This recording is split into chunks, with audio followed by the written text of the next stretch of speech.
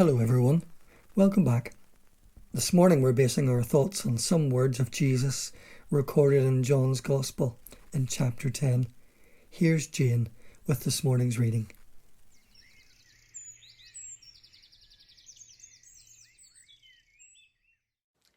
The reading is John chapter 10, verses 1 to 10. Jesus said, "I tell you the truth. The man who does not enter the sheep pen by the gate, but climbs in by some other way, is a thief and a robber. The man who enters by the gate is the shepherd of his sheep. The watchman opens the gate for him, and the sheep listen to his voice. He calls his own sheep by name and leads them out. When he has brought out all his own, he goes on ahead of them, and his sheep follow him because they know his voice. But they will never follow a stranger. In fact, they will run away from him because they do not recognize a stranger's voice." Jesus used this figure of speech, but they did not understand what he was telling them. Therefore, Jesus said again, "I tell you the truth. I am the gate for the sheep. All who ever came before me were thieves and robbers, but the sheep did not listen to them. I am the gate. Whoever enters through me will be saved. He will come in and go out and find pasture. The thief only comes to steal and kill and destroy. I have come that they may have life and have it to the full." Well, hello and welcome back. Thank you for joining us. Do you know what I really miss about church? The announcements. And I'm devastated today that we only have two, because I know that some of you love the announcements.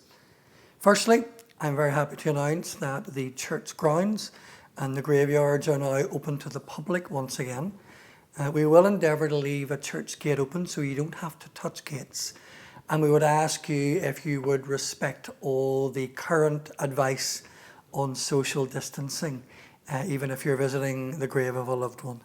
But we're delighted to be able to bring you the news that the church grounds are open again. And secondly, in our announcements, and lastly, our new website is now live. We thought it would be good for many people who don't use Facebook or whatever if we had a more general church website. So it's www.ardtrayanddesertcrate.co.uk. There you'll find lots of photographs from the past number of years. You'll find links to our social media, to YouTube and to our Facebook page. You'll find information on finance too, because some people have been asking how we give whenever we're all in lockdown. And so if you're interested, you can look at the finance page on the website as well. We want to say thank you to Daniel for all his help in putting the website together. Now, the year 2020 will be remembered for years to come as a very, very strange year. I actually like the roundness of the number 2020, and I love it the way that it is associated with clear vision. And at the beginning of the year, I was hoping to do some thinking with the vestry and our church members about our vision for 2020 and the years to come. Sadly, everything changed in early spring with the arrival of coronavirus, and it brought with it worries about health and finance. It brought with it job losses, and it brought with it a sudden grinding to a halt of a lot of what we do in church. But church is still open, and that's the really important thing. We have a really, really good diocesan communications officer. His name is Jonathan. And last week he sent me a little poster that we can use online or outside the church. And it simply says that the church buildings may be closed, but we are still open. We're still worshipping, we're still serving, we're still connecting, we're still praying for each other, even if we're doing it by very different means. Now, I'm not generally one to do things by halves, but this morning I'm making an exception. And rather than thinking about 2020, I want us to think just for a few minutes about 10:10. And I'm talking about John chapter 10, verse 10. One of the verses from the reading that Jane read for us this morning. When I was at theological college, John's Gospel was probably my least favourite out of the four Gospels. As you know, we have Matthew, Mark, Luke and John. I didn't quite get John. And now, 30 years down the line, I have changed, and John is probably my favourite of all the four Gospels. Now, you may know that Mark was the first one written. Matthew and Luke used Mark as a template, a resource, and they added their own information, told the story about Jesus in their own way. And if you put all the four Gospels in a row side by side, Matthew, Mark and Luke will be very similar in content and structure. And John's totally different. It is a completely different kind of book. Someone once described John's Gospel as being like a magic pool where children can safely swim. Someone once described John's Gospel as being like a magic pool where children can safely play and elephants can swim. In other words, you can read it at a surface level, or if you have the inclination, you can dive in deep and discover all kinds of profound mysteries within the text. Now, since these are relatively short reflections online, I just want to draw your attention to the one verse from John chapter 10, and it's in verse 10.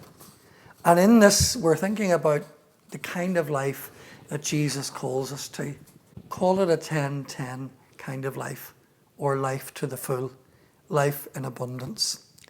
What does that look like in the year 2020 when all our hopes and dreams and all our visionary thinking has ground to a halt and no one saw it coming? Well, here's a reminder of what Jesus said. The thief comes only to steal, kill and destroy. I have come that they may have life and have it to the full.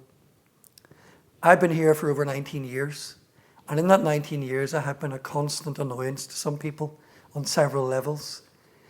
One way I've sometimes annoyed people is by showing up at events in church and always having a camera dangling around my neck. But now, do you know what? I'm glad, because I'm able to, in this lockdown time, go and dig out old photographs and old sound recordings and share with you some of the highlights of our community life together. You see, a big part of having a 10-10 kind of life as a Christ follower means learning to live in community. Jesus calls us to this new kind of life as citizens of the kingdom of heaven. And it's a life of faith, of trust, of service, of sacrifice. He's calling us to more than just a personal deal between him and us. He's calling us to community, to be part of a worldwide church that looks very different depending on where in the world you are. It's also a church that spans time and eternity. There's this lovely picture in the New Testament book of Hebrews of us running a race and those who have gone before us in the grandstands, cheering us on, rooting for us, applauding us. Here's a funny, peculiar observation about living a 10-10 kind of life. You will live your most fulfilled life when you live life not for yourself, but rather when you live your life for others. And when you think about it, that's at the heart of being a Christian community. There's a really famous American songwriter and producer. His name is T-Bone Burnett. And he once penned this in a song.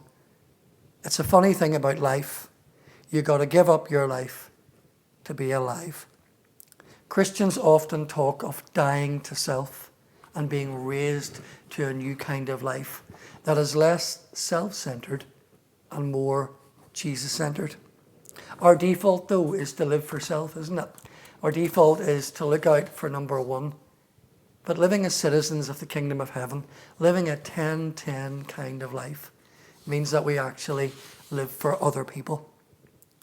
Often we read those words of Jesus, greater love has no one than that he lays down his life for his friends.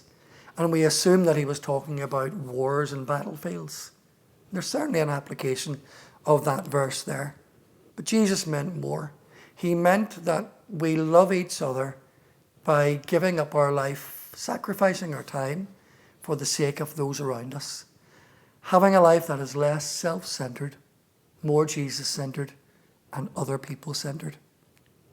I sometimes get annoyed by my phone and the red dots and the beeps to say I've got texts and messages.